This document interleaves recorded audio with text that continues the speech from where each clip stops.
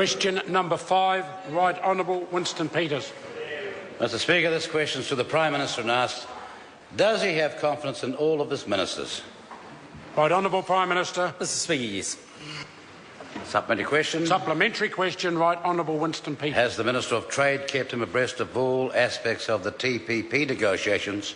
If not, why not?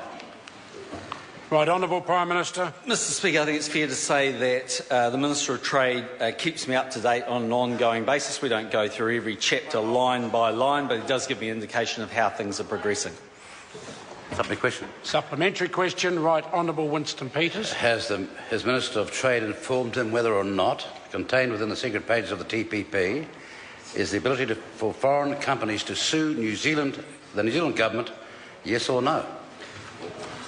Right Honourable Prime Minister. Mr Speaker, what the final parts of TPP look like in relation to companies and the way they can operate hasn't been concluded yet, so it's not possible to say whether that would or would not happen.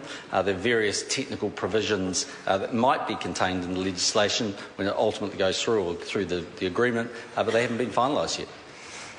Supplementary question. Supplementary question, Right Honourable Winston Finalised Peters. or not, in these negotiations, are there provisions within the TPP thus far, draft form or otherwise, which would see or enable foreign companies to sue the New Zealand government, yes or no? Right Honourable Prime Minister. Mr Speaker, I'm not going to go through the individual parts of it now because this is a negotiation that's being held with all of the interested parties. In fact, the ministers in Brunei at the moment undertaking those negotiations, and they haven't been finalised yet. Supplementary question. Supplementary question, Right Honourable Winston Peters. If the deal is for the betterment of the New Zealand people, why is he keeping this matter secret from them and also this Parliament, in contrast to the US government having kept its ministers now, or its US Congress members now informed? Why are we, both outside of this Parliament as New Zealanders and inside this Parliament, being treated differently?